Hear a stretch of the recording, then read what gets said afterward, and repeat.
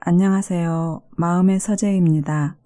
오늘 읽어드릴 책은 도서출판 중앙생활사에서 펴낸 신도 요시하루 지음 고선윤 옹김의 우리가 몰랐던 냉기 제거의 놀라운 비밀입니다.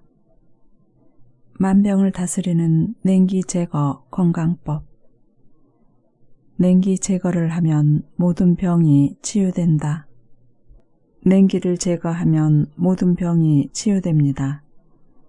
혈액순환이 좋아지면 세포에 영양분이 잘 공급되기 때문에 피로물질이 배출되고 냉기가 사라집니다. 제 여동생은 지금 60대인데 농가의 일을 도우러 갔을 때 처음에는 허리가 아팠다고 합니다. 그런데 일을 마치고 나니 아무렇지도 않았다는 것입니다. 여동생은 오랫동안 냉기를 제거해왔기 때문에 피로물질이 점차 배출되어 피로가 남지 않았던 것입니다. 몸속 각종 장기에 독이 쌓여 있을 때 양말을 겹겹이 신고 반신욕을 해서 도안 조교를 하고 냉기 제거를 시작하면 아토피성 피부염을 앓는 사람은 일시적으로 온몸이 문드러지고 무릎이 아파오는 등 오히려 증상이 심해지는 경우가 있습니다. 이것을 명연이라고 합니다. 독을 배출하는 힘이 강해졌기 때문에 이런 현상이 나타나는 것입니다. 이제까지 배출하지 못한 독이 왕성하게 배출되는 것이지요. 독을 마구 배출하면 독은 줄어들고 결국 더는 배출할 독이 없어지면 건강해집니다.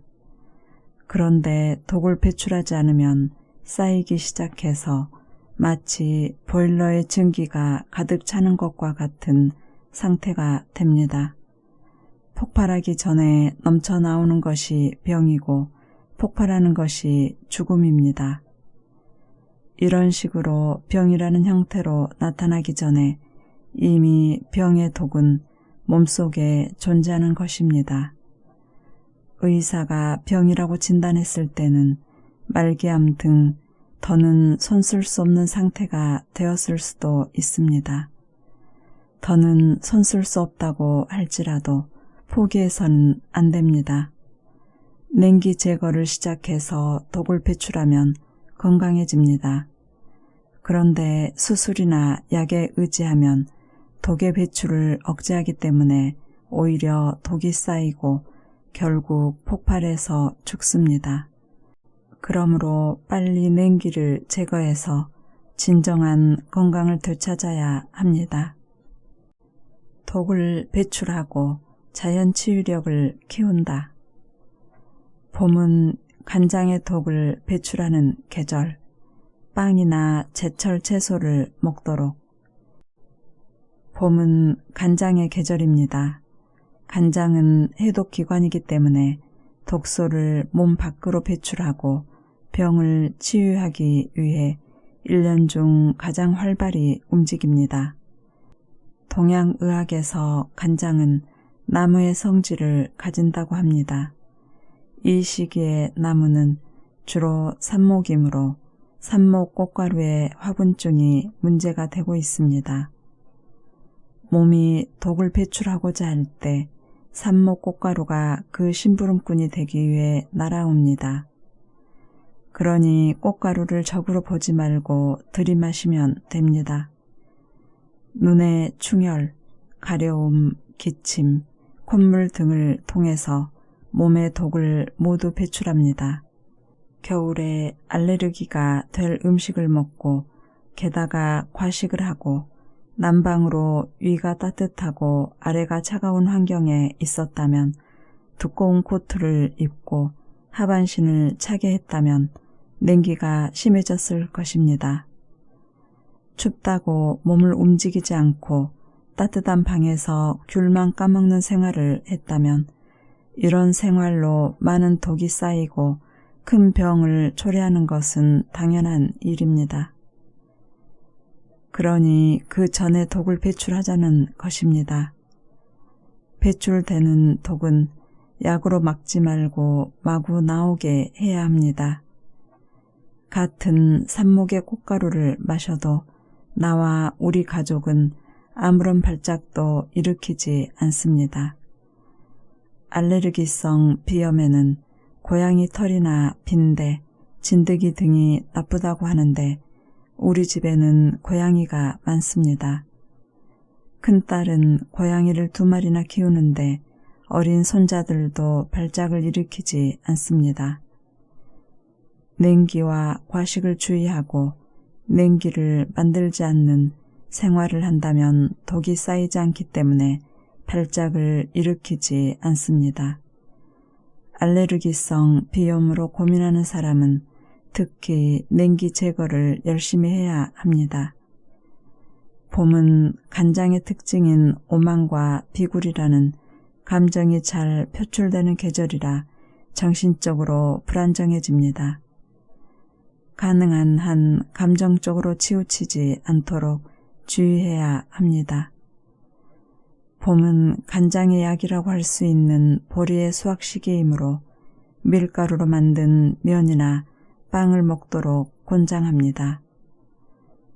빵은 물론 천연 효모로 만든 것이나 전립분이 든 것을 먹습니다.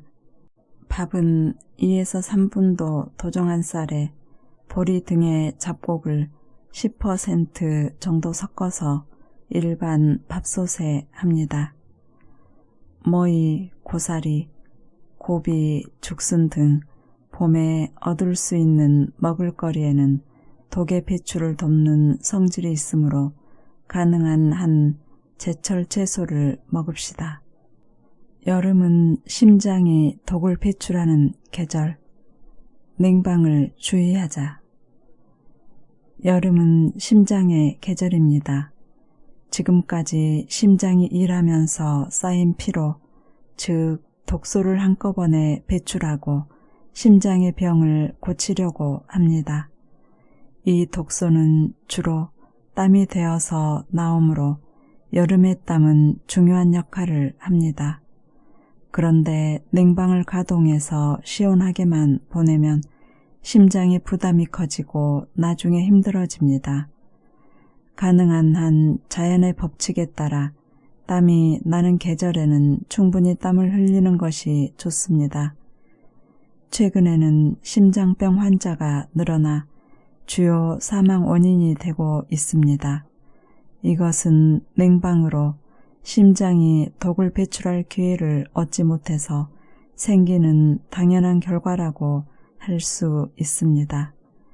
다른 계절에 운동을 해서 땀을 흘리는 것보다, 사우나를 하여 땀을 흘리는 것보다 여름에 몸을 움직여서 땀을 흘리는 것이 훨씬 몸에 좋습니다. 땀을 많이 흘리면 몸이 피곤해진다는 사람이 있습니다. 이는 땀 때문이 아니라 발의 냉기 때문입니다. 여름에 따가운 햇빛 아래에서 어깨나 머리는 더욱 뜨거워지고 반대로 발은 차가워지기 때문에 몸속 각종 장기의 기능이 저하되어 더위를 먹습니다. 그러므로 여름이야말로 발의 냉기를 주의해야 합니다. 양말을 겹겹으로 신고 속바지를 입으면 혈액순환이 좋아지고 각종 장기의 기능이 좋아져서 땀이 잘 납니다. 이때 땀은 숨 막힐 듯이 더운 느낌의 땀이 아니라 기분이 좋은 땀입니다. 특히 심장병을 앓는 사람이나 류머티즘, 고혈압이 있는 사람에게는 힘든 때이므로 족욕을 하거나 반신욕을 해서 발을 따뜻하게 하고 독소를 조금이라도 많이 배출하도록 신경 써야 합니다. 그리고 땀에 젖은 옷은 자주 갈아입는 게 좋습니다. 여름은 심장뿐만 아니라 소화기, 위, 췌장의 계절이라고도 합니다. 그러므로 양말을 신고 발을 따뜻하게 해도 여름을 타는 것처럼 식욕이 없어지고 위장 상태가 나빠지는 증상이 나타납니다. 이것은 소화기가 피로 등의 독소를 내뿜고 치유하기 위한 것이므로 걱정할 필요가 없습니다. 과음하지 않고 과식하지 않도록 주의하면 가을 바람이 불 때쯤 심장도 소화기도 독을 모두 배출해서 몸이 한결 상쾌해진 걸 느낄 수 있습니다. 여름에는 보리차 등 보리로 된 것을 많이 먹는 것이 좋습니다. 보리는 간장의 약이므로 심장에 독을 받아들이는 간장이 잘 기능할 수 있도록 이런 음식을 많이 먹어야 합니다. 단 맥주나 위스키 등 주류는 좋지 않습니다. 여름 채소인 토마토, 오이, 가지는 땀과 열을 발산하는 성질이 있습니다. 이런 채소는 몸을 차게 하므로 다른 계절에는 좋지 않습니다. 가열 조리를 하거나 소금에 절여서 먹으십시오. 가을은 폐가 독을 배출하는 계절, 복식호흡이 효과적. 가을은 폐의 계절입니다. 정확하게는 폐에 쌓인 독소가 나오는 계절, 즉 폐가 독소를 내뿜고 병을 치유하고자 하는 계절입니다. 폐는 기침이나 콧물로 독소를 배출하고자 하므로 봄처럼 심하지는 않지만 알레르기 증상이 잘 나타납니다. 또 폐는 대장이나 피부와 연결되어 있어서 그 시기에는 설사를 하거나 습진이 생기는 일도 있습니다. 이런 증상을 약으로 억제하면 독을 원래의 자리로 되돌리는 것과 마찬가지이므로 독을 완전히 배출시키는 것이 중요합니다. 어떤 증상이라도 도안조결, 상반신은 얇은 옷으로 서늘하게, 하반신은 특히 발은 따뜻하게 하여 내장의 활동을 잘 하게 한다를 지킨다면 독소가 잘 배출되기 때문에 몸이 빨리 좋아집니다. 특히 폐, 대장, 피부는 배설 기능을 담당하므로 변비인 사람이나 피부가 약한 사람은 폐도 나쁠 수 있으니 주의해야 합니다. 호흡은 복식호흡, 입에서 충분히 숨을 내뱉고 2, 3초 쉬었다가 코로 자연히 들어오는 숨을 들이마십니다. 특히 날숨을 주의하면 폐에 독소가 잘 배출됩니다. 초가을은 여름에 생긴 냉기, 물놀이, 단 것과 찬 것, 과식, 뜨거운 햇빛에 의한 더위 등 때문에 열이 잘 나는 시기입니다.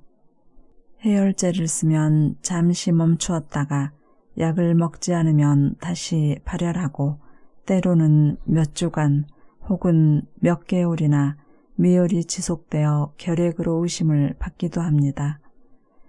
열이 날 때는 해열제를 먹지 말고 양말을 많이 신어서 발을 따뜻하게 하고 반신욕을 하면 열이 내려갑니다. 가을은 폐의 보약이라고 할 수 있는 벼를 수확하는 시기입니다.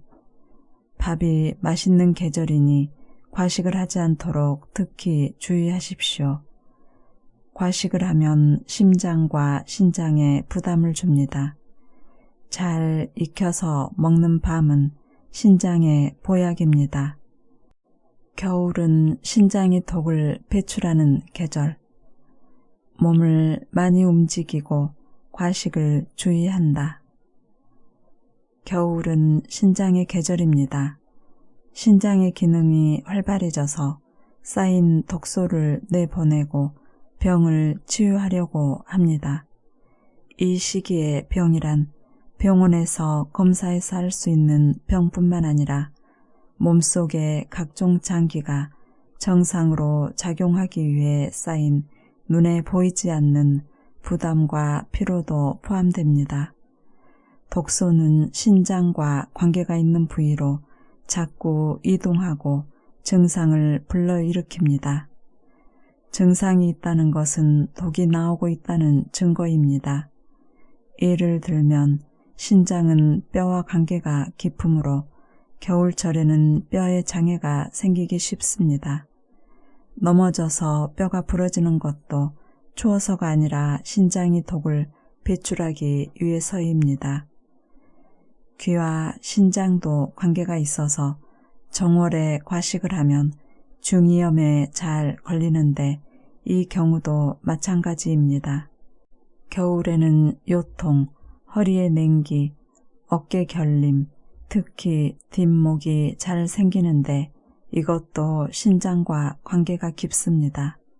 그러므로 뼈와 귀, 허리는 아무리 바깥에서 치유해도 그 근본이 되는 신장을 치유하지 않으면 계속 재발합니다. 신장은 추위에 약하고 겁이 많은 장기입니다. 춥다고 이불 속에서만 지낸다면 오히려 몸이 좋지 않습니다. 동양의학에서는 겁을 많이 내면 신장이 망가진다. 신장이 병든 사람은 겁이 많다고 합니다. 이것은 겁이 많으면 신장이 나빠지고 신장이 나쁜 사람은 겁이 많다는 것이니 성격을 바꾸도록 노력해야 합니다. 또 추운 계절이야말로 몸을 움직여서 따뜻하게 해야 합니다. 따뜻하게 하는 방법은 옷을 많이 입거나 난방을 많이 가동하는 것이 아니라 두안조교를 해야 합니다. 즉 상반신은 가볍게 입고 하반신은 양말을 겹겹으로 신고 속바지를 입어서 따뜻하게 합니다. 증상이 심할 때는 족욕을 하거나 반신욕을 해서 독을 잘 배출하면 증상도 빨리 없어집니다. 밤에 잠을 잘 때도 양말을 신고 도자기 탕파를 이불 속에 넣고 잡니다. 폐는 건조에 약한 장기이므로 공기가 건조한 겨울에는 폐의 기능이 떨어집니다. 기침이 잘 나는 것도 기능이 떨어진 폐의 독소를 가능한 한 배출하려고 하기 때문입니다. 그러므로 약으로 막는 것은 바람직하지 않습니다. 겨울에 피부가 거칠어지는 것은 피부가 폐의 기능을 대신해서 독을 배출하기 때문입니다. 아토피성 피부염의 건성습진도 같은 이유 때문입니다.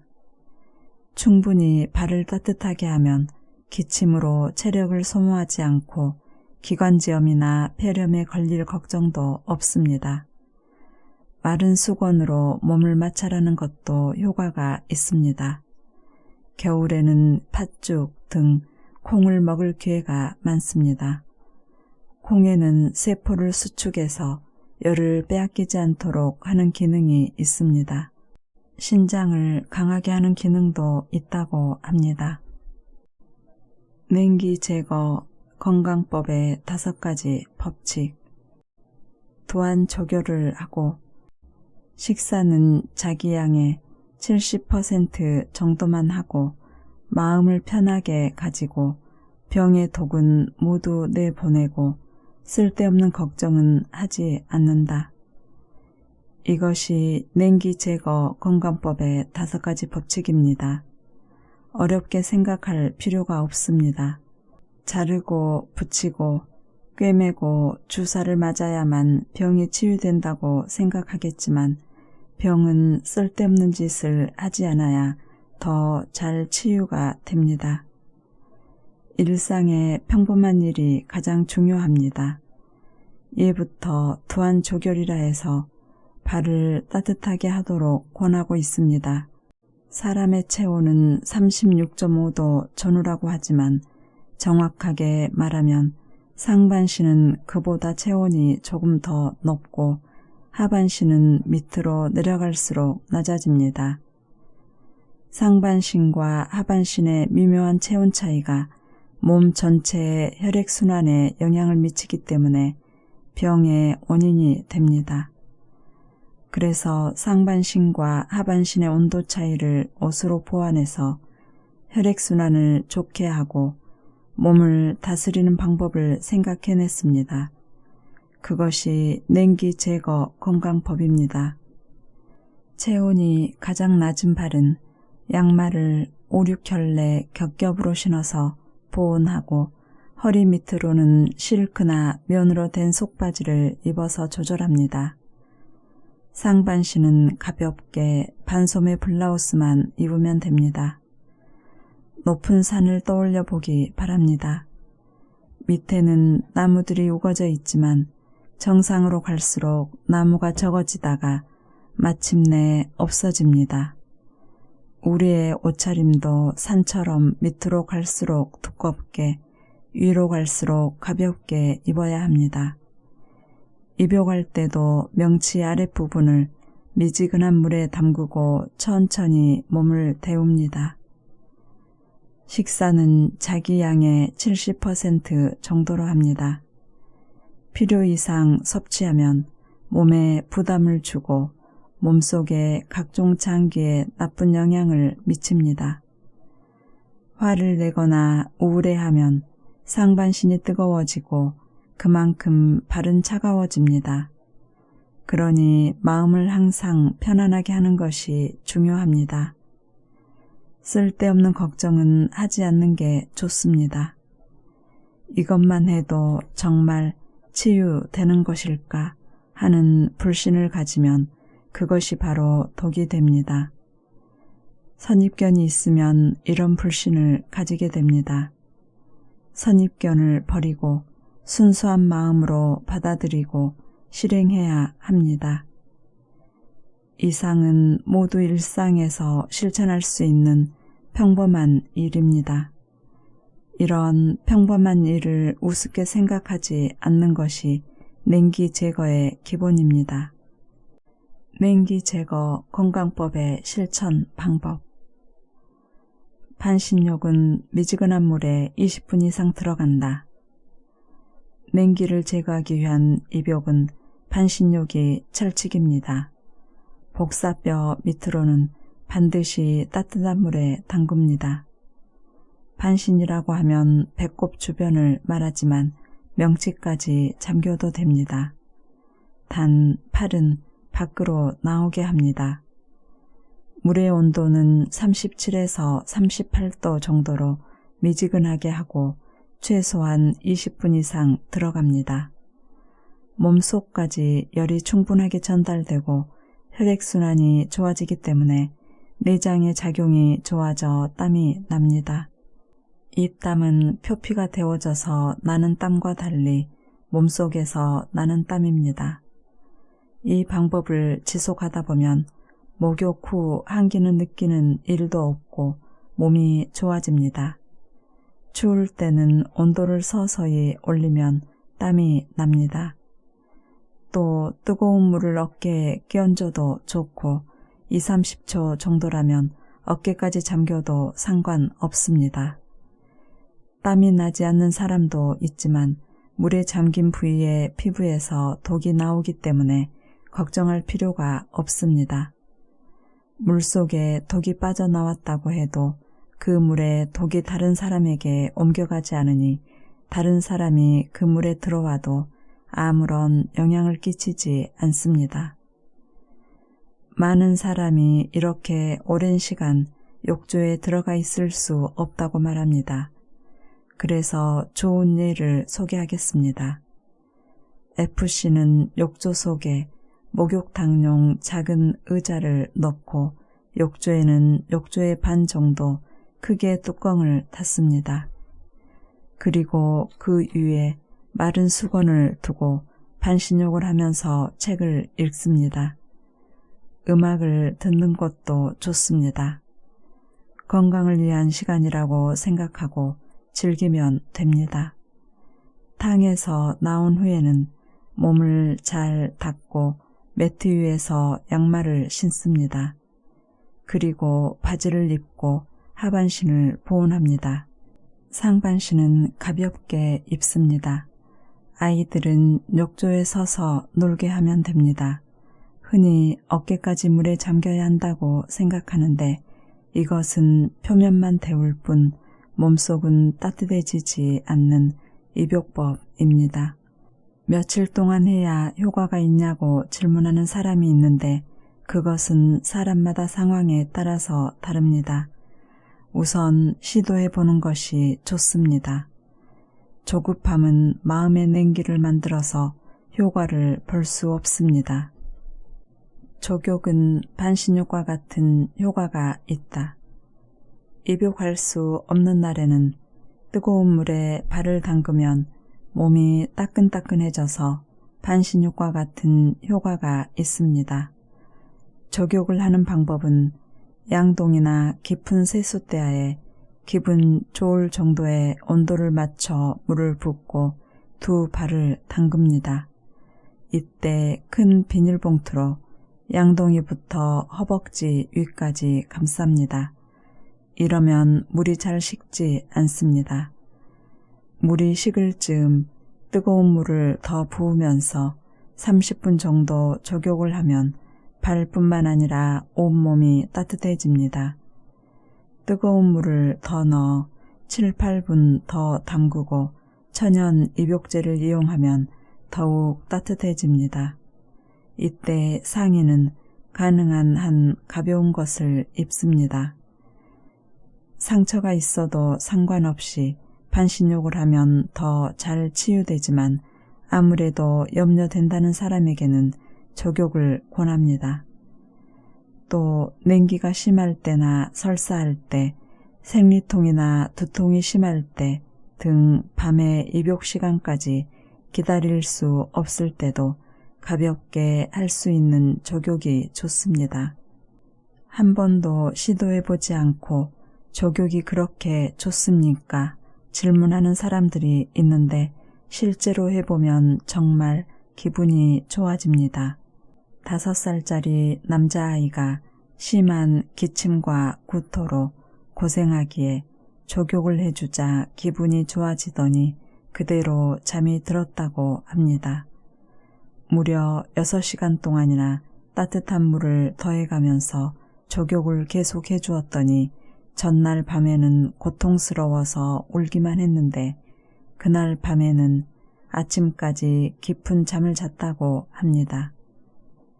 다음 날 아침 아무렇지도 않게 유치원에 갔다가 집에 들어오자마자 다시 족욕을 하고 싶다고 해서 하게 해주었더니 콧물까지 멎었다고 합니다. 이 아이는 전에도 기침과 구토로 고생했는데 그때는 족욕의 효과를 반신반의했기 때문에 병원을 찾아다녔다고 합니다. 더 빨리 족욕을 했다면 그렇게 고생하지 않아도 되었을 텐데 말입니다. 족욕은 누구에게나 또 어떤 증상에도 효과가 있습니다. 횟수와 시간은 병의 상태에 따라서 달라지므로 기분이 좋아질 정도로 하면 됩니다.